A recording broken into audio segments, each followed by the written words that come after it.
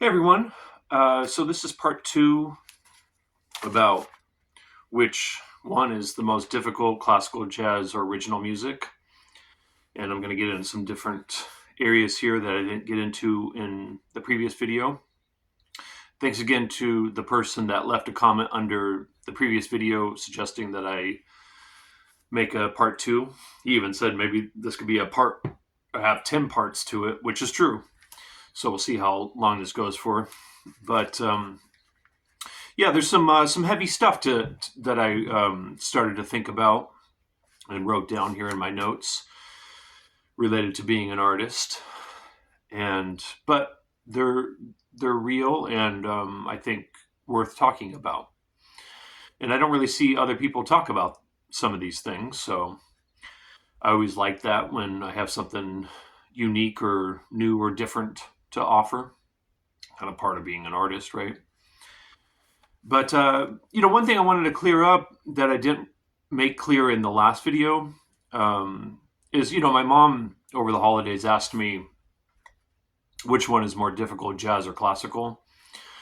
And in my experience so far, I think they're equally challenging, but in different ways. And I highlighted some of those differences in the previous video. And one aspect of that I wanted to also clear up is I was saying how, one of the big differences between jazz and classical is that classical requires a lot more technique, but in jazz, it requires a lot more kind of conceptual ability or knowledge, particularly because of the improvising. Um, like when John Schofield, for instance, talks about practicing, he doesn't talk about practicing. I mean, he'll do. He has some kind of warm up exercises he'll go through, but he mostly just talks about playing tunes and writing tunes. Improvising, being creative. And most classical guitar players spend a lot of their time working on technique and working on repertoire, which is what I highlighted in the last video. But the thing I wanted to clear up is just the fact that in any style of music, but just talking about classical and jazz, as a classical musician, you can certainly get involved with it in terms of getting deep into the concepts and applying a lot of different concepts in the music, as an artist where you're creating the compositions. So it could be just as theoretically and conceptually difficult as jazz, and jazz can be also just as technically challenging as classical music if one chooses to go down that route. But I was just kind of speaking kind of generally. So let's see here. Both those styles of music are pretty sophisticated, right? I was thinking about this before turning on the video about how for a good chunk of years I had this regular gig where a good friend of mine and I had this jazz duo, guitar and upright bass. And it was a weekly gig, which those are great, right? We would drink martinis and the bar, we got free drinks and food and stuff. Would make us one bartender in particular made really good martinis. So jazz, imagining somebody drinking a martini in a suit, and we wore suits at the gig very often. That fits, right? And then, or wearing a suit and drinking a martini while playing classical music works, right? So there's kind of this air of sophistication with those types of music. I mean, you can certainly drink a martini with punk music, but that's a little harder to kind of put those two together, Anyways, I'm just highlighting the fact that those types of music are, they're deep art forms, right?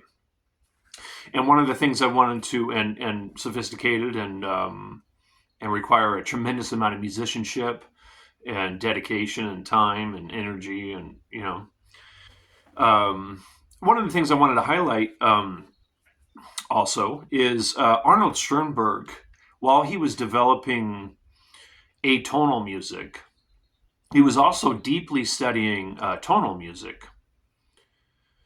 So I think to move an art form forward requires a tremendous amount of experience and knowledge And so, yeah, just wanted to highlight that. And that's kind of how I look at myself as a musician. Like I, I'm a jazz musician, a classical musician, and an original musician. But my main focus and my main interest as an artist is my original music. And I kind of think of jazz and classical as this kind of foundational aspect of my musicianship. Like it just beefs up my musicianship, and as an artist, that helps me create the music that I do. You know, my original music, and which is an evolving thing, of course.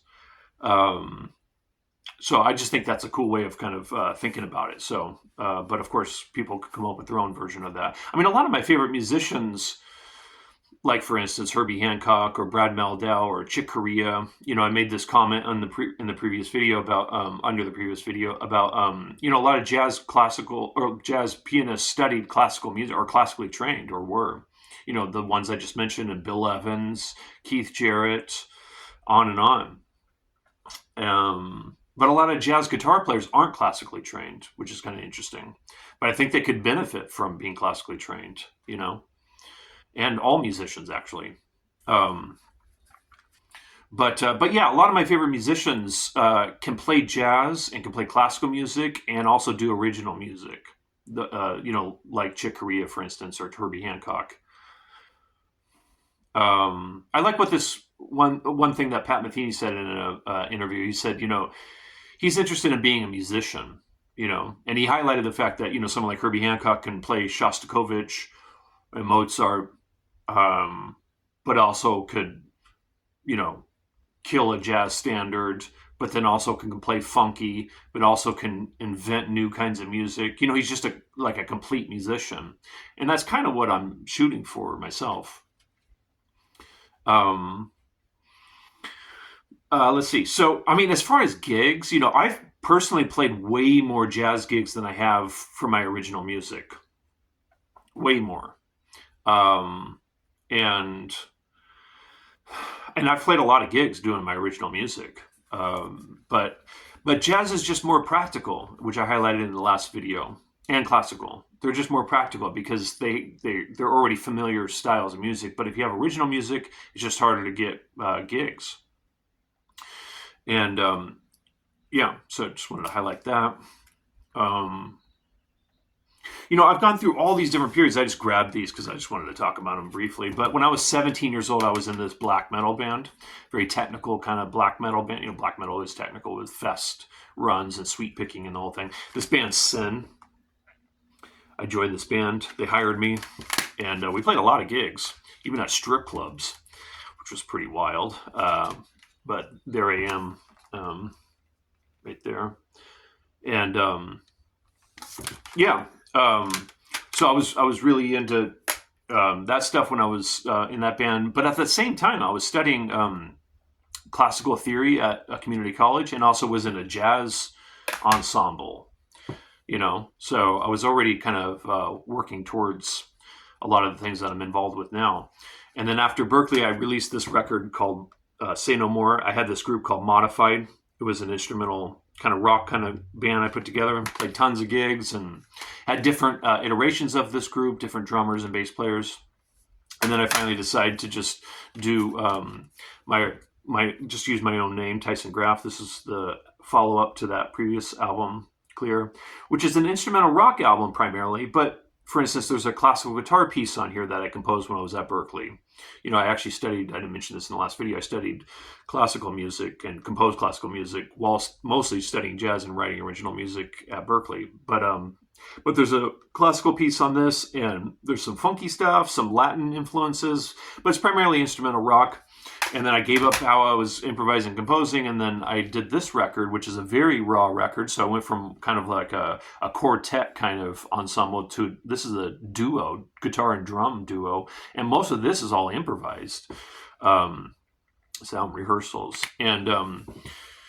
And there's supposed to be a follow-up to this. In fact, there was supposed to be an album between these two that was kind of an instrumental rock thing. But I just was moving so... My main point with all this is I've moved very quickly as an artist. And it's one of the difficulties And so I do plan on making a follow up to this. It's just all the bands I've put together following this album have fallen apart. People are just become unreliable and disloyal, to be honest.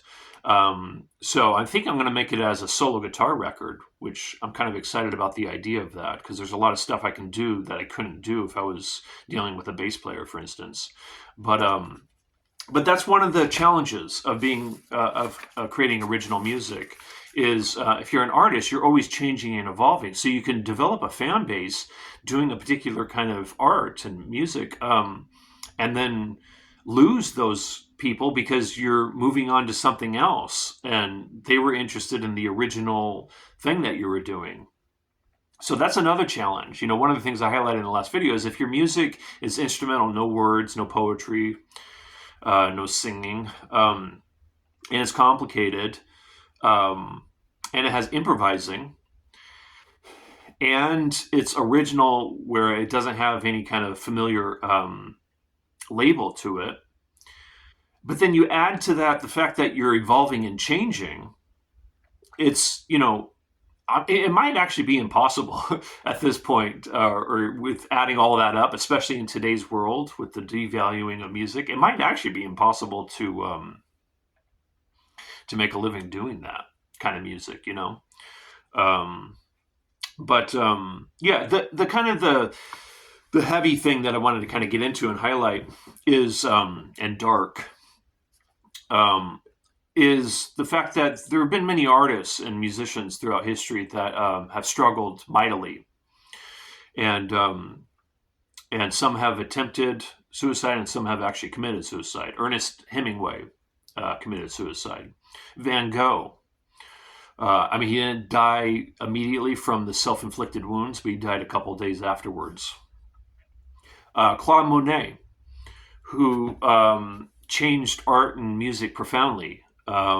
He felt that no matter how much he did, no matter how much he accomplished artistically, the world just didn't seem to give a shit.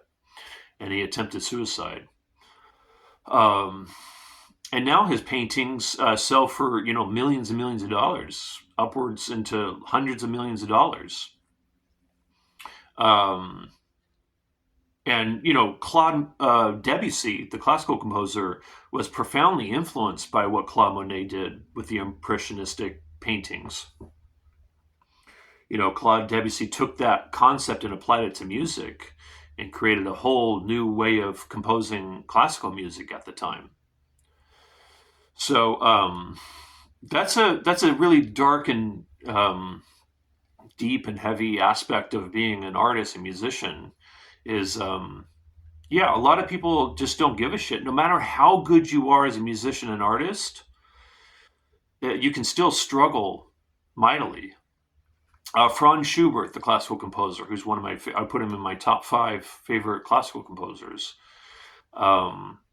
He had one public performance his entire life. Because he didn't have the publicity, and he was a very introverted kind of person, which a lot of artists are. So he had a hard time just getting people interested in what he was doing artistically. He played at house gatherings and stuff, but in terms of public performances, he only had one. And the way he was able to survive is by teaching. Mozart had to teach. The father of the symphony, Joseph Haydn, had to teach to get by. So you can be a true genius and still struggle to get by and have people support what you're doing.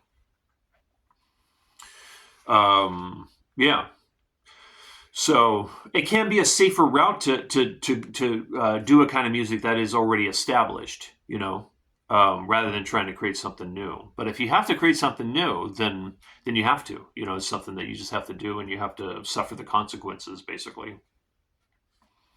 Let's see. I have some notes here. I just want to make sure there's anything else I wanted to talk about. Yeah, those were kind of the main things I wanted to get into there. Let me know your thoughts. If you have any to share, please feel free to leave them in the comment section. I find this stuff very fascinating, you know, being an artist and musician, of course. But yeah, okay. Well, I'll talk to you guys in a future video. And thanks. I appreciate you watching.